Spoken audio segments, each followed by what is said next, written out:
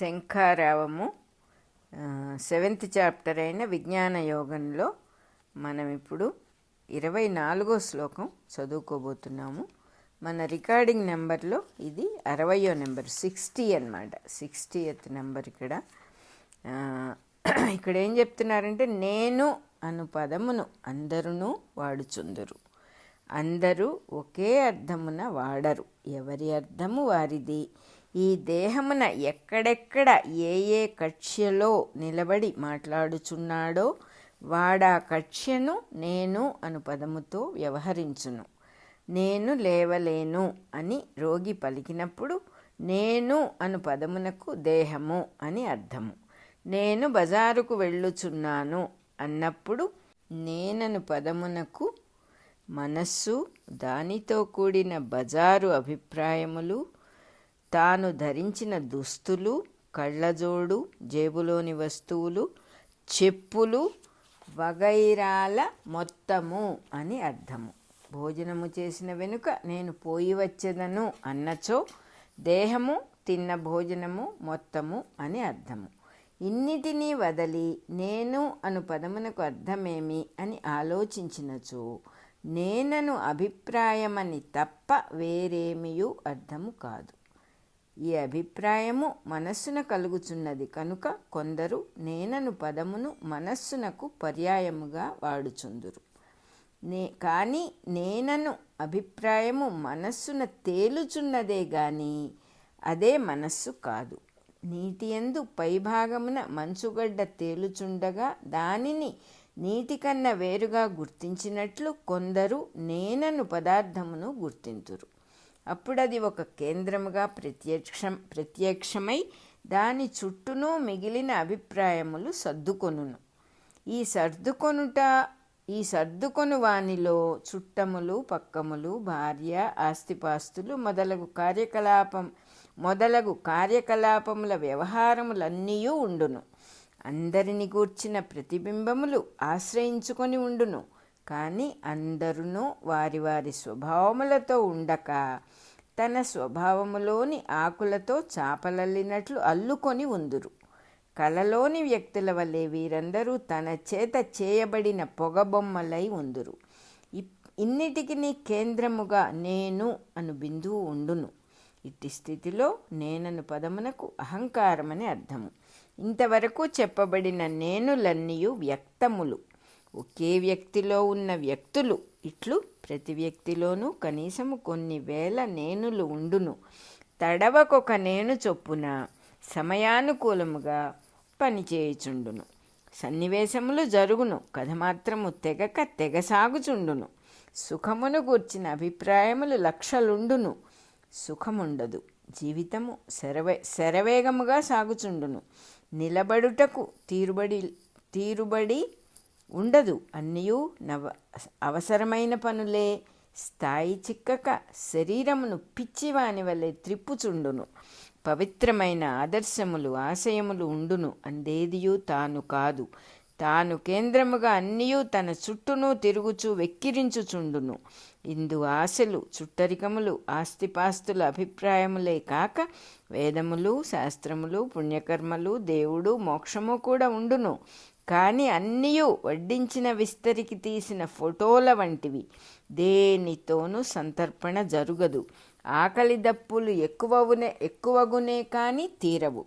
ఇన్నిటికి కేంద్రమైనదే వ్యక్తమైన నేను లేక అహంకారము.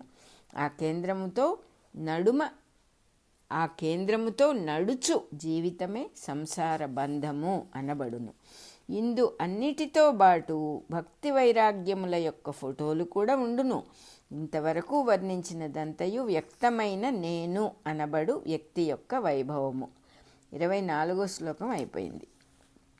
ఇన్నిటి యందు అంతర్యామిగా మరి ఒక నేను ఉండును. దానితో చేయబడినవే మిగిలిన నేనులు. అవి వాని యందు పుట్టి పెరిగి లీనమగుచుండును. ఈ నేను అన్నిటి యందు ఉండును గనుక వ్యక్తము కాదు, వ్యక్తి కాదు. ఈ నేను అందిన వెనుక అన్ని వ్యక్తులు తనవే. ఈ నేను పలికినప్పుడు కూడా మిగిలిన నేనుల నుండియే పలుకు వినబడును. బుద్ధియోగముచే ఈ నా యందు జీవితము స్థిరపరచుకొనవలెను. బుద్ధియోగముచే ఈ నా యందు జీవితము స్థిరపరచుకొనవలెను. భగవద్గీతలో కృష్ణుడు నేనని చెప్పునది ఈ అంతర్యామియే అయినను విన్నవారు బుద్ధియోగము లేనివారైనచో చెప్పువానిని వ్యక్తిగానే అర్థము చేసుకొనుచున్నారు.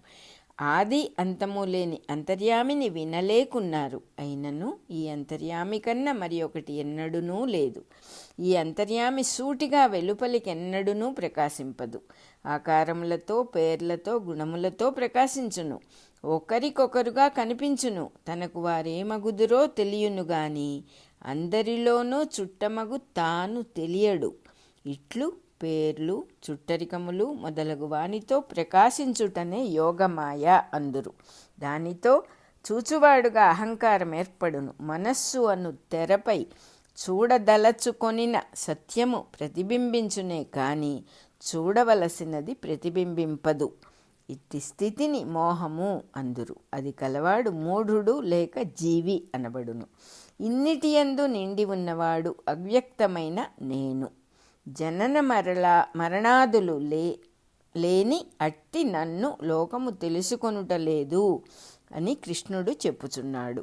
ఈ నాయందు జరిగినవి, జరుగుచున్నవి, జరుగబోవునవి అనబడు తెలియుటలు వర్తించుచుండును. వానిని ఈ నేను తెలుసుకొనుచుండును. అందు పుట్టిన ఎవడును ఈ నన్ను తెలుసుకొనజాలకున్నాడు. 25, 26 శ్లోకాలు అయిపోయినాయి. నీటియందు మంచు గడ్డకట్టుకొనినప్పుడు నీటి కన్నా వేరుగా తేలుచున్నది. దానికిని నీటికిని పరస్పర సంబంధం ఏర్పడుచున్నది. ఒకే వస్తువునకు నీరు, మంచుగడ్డ అనబడు రెండు స్థితులు, పరస్పర సంబంధములు జంటలు జంటలుగా ఏర్పడుచున్నవి. అట్లే అంతర్యామియందు తేలుచున్న వ్యక్తులకును పరస్పర సంబంధములు ఏర్పడుచున్నవి. మంచుగడ్డ తేలుచున్నప్పుడు నీటికి ఒత్తిడి కలుగుచున్నది. అట్లే వ్యక్తుల నడుమ ఇచ్ఛా, ద్వేషము మొదలగు జంటలు పుట్టుచున్నవి. వానితో సంబంధించిన వ్యక్తులైన నేనులకు, వానితో సంబంధించిన వ్యక్తులైన నేనులకు మోహం ఏర్పడుచున్నది. సృష్టిలో సర్వజీవులను సమ్మోహితులై మోహబలమనడి జీవిత ప్రవాహమునందు కొట్టుకొని పోవుచు తెలివియున్నంత వరకు సంసార సాగరమున ఈదుచున్నారు. ఇట్లు ఈదులాడుటను కూడా సద్వినియోగము చేసుకొనవచ్చును. ఎట్లనగా మోహము బంధమని తెలిసికొనవచ్చును. దానిని కలిగించు పనులను వేర్వేరు విభాగము సృష్టించుకొనవచ్చును. తాను సృష్టించుకొన్న మోహదృష్టితోనే మొదటి తరగతి కర్మలను పాపకర్మలనియు, రెండవ తరగతి కర్మలను పుణ్యకర్మలనియు కల్పించుకొనవచ్చును. తన నిర్ణయమును బట్టియే పాపకర్మలను మాని పుణ్యకర్మలు ఆచరింపవచ్చును. దానితో ద్వంద్వములు తొలగును, మోహము మాయమగును, అంతర్యామి అయిన నేను తెలియబడును. నాయందు దృఢమైన జీవితమే వ్రతమగును. ఈ విధముగా ఎవరు నన్ను ఆశ్రయించి దారి చేసుకొనుటకు ప్రయత్నించుచున్నారో వారు జరామరణముల నుండి అతీతులగుచున్నారు. వారే బ్రహ్మమైన నన్ను తెలిసినవారు. వారి కర్మ సర్వము నాదిగా ఉండును. 27, 29 శ్లోకాలు అయిపోయినాయి. అలాగే మన 60th నెంబరు కూడా అయిపోయింది, రికార్డింగ్ నెంబరు. అలాగే 7th చాప్టర్ అయిన విజ్ఞాన యోగం కూడా అయిపోయింది. నెక్స్ట్ మనం 8వ అధ్యాయం అక్షర పరబ్రహ్మ యోగం చదువుకుందాం.